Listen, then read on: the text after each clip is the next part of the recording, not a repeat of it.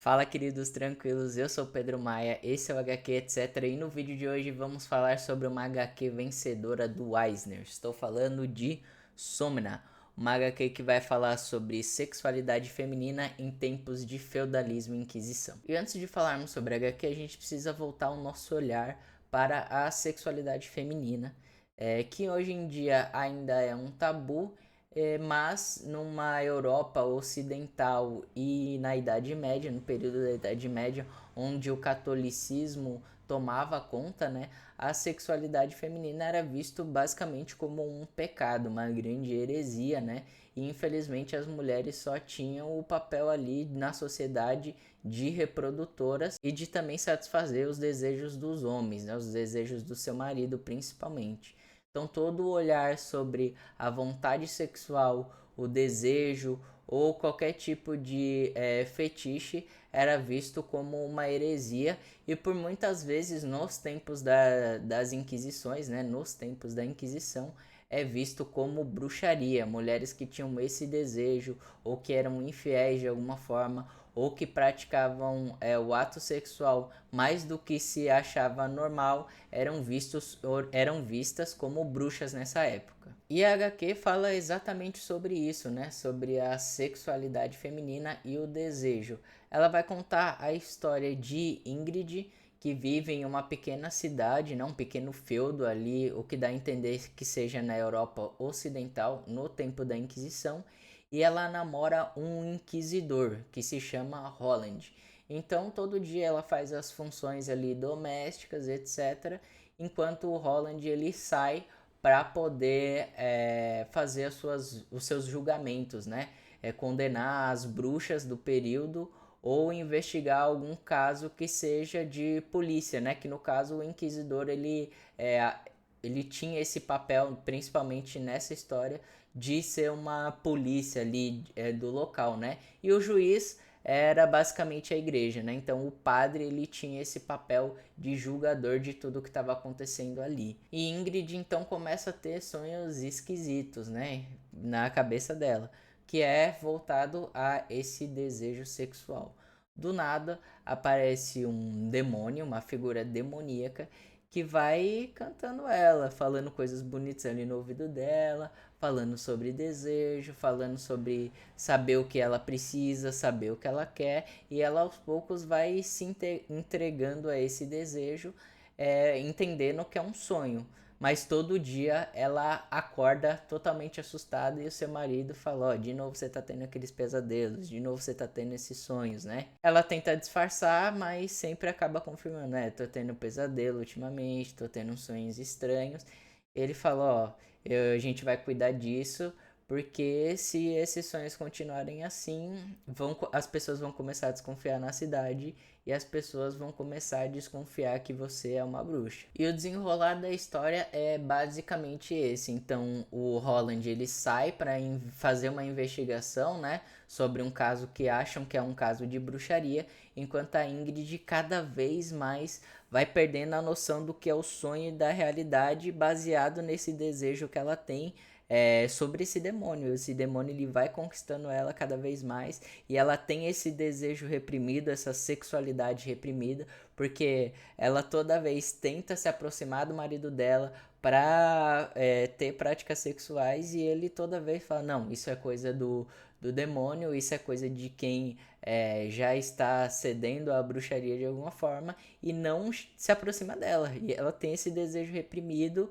e vai ficando mais próxima do demônio, até o ponto que ela não consegue mais distinguir o que é o sonho e o que é a realidade. E ela tem esse medo, né, de ser considerada uma bruxa, então cada vez mais ela vai perdendo essa noção porque ela não quer dormir. E ao lutar contra o sono por saber que ela vai ter esse pesadelo entre aspas com esse demônio, é que ela vai ficando maluca, né? Tipo, putz, será que eu tô dormindo? Será que eu tô acordada? Agora o demônio tá aqui, mas será que eu realmente cochilei de alguma forma ou não? E a história vai se desenvolvendo nesse ponto, porque a Ingrid tem esse dilema, né? Ela, ao mesmo tempo que quer ter esses desejos sexuais nos sonhos com o demônio, ela não pode totalmente se entregar, porque se o marido dela descobrir alguma coisa, vai acabar queimando ela como uma bruxa na cidade. E nem a cidade, que é uma cidade pequena, pode descobrir esse sentimento que ela tem, né? E eu fui dar uma pesquisada, né, no que significava somna. Então, somna é um verbo em sueco, que pode ser onde passa a história de alguma forma, né? Que ela pode se traduzir como o adormecer ou pegar no sono, né? Que tem tudo a ver com a história, principalmente nesse sentido de se eu dormir eu vou me entregar ao demônio, né? No caso da Ingrid. E o adormecer e o sonhar também, ele tem uma explicação na psicanálise, né? Então, para Freud, todo aquele sonho e todo aquele desejo, de alguma forma, ele é uma repressão do que você não consegue manifestar na vida real, né? Então, essa representação do reprimido, ele vem através dos símbolos, né, dos signos que acontecem na nossa psique, né, no nosso inconsciente. E o que tem tudo a ver com essa história, né? É essa vontade reprimida, esse desejo sexual que a Ingrid tem reprimida, ela expressa no sonho e ela expressa através do símbolo do mal, né? Do símbolo do demônio. Que o desejar é o mal, porque ela sabe que no mundo real o desejar realmente é um mal para as mulheres, né? Que elas têm um fim trágico quando elas desejam muito serem livres sexualmente. E eu acho que o ponto alto dessa HQ, além dessa história que é bem representativa, né? Tem várias representações e várias interpretações, é a arte. A arte ela se distingue principalmente quando a nossa personagem está no mundo dos sonhos, né? Ela fica mais, é uma arte mais pintada, é uma arte pincelada, que você vê que ela tem uma maior fluidez, ela não é dividida tanto em quadros, né? São umas telas grandes, você vê que são quadros extensos, a fluidez da narrativa ela é diferente, o jeito que você lê essas telas quando ela tá no mundo dos sonhos se entregando ao desejo é um pouco diferente. E quando a gente volta para a vida real, né, para ela acordada, para Ingrid acordada, ela é mais blocada, né? Ela já é uma narrativa mais tradicional de quadrinhos e ela é uma arte mais caricata mesmo do que a gente está acostumado no padrão das histórias em quadrinho. Essa HQ ela é desenhada e escrita por duas mulheres, é a Becky Cloonan e a Tuna Lutai. E elas se dividem entre arte e roteiro, né? As duas desenham e as duas colaboram para a história também.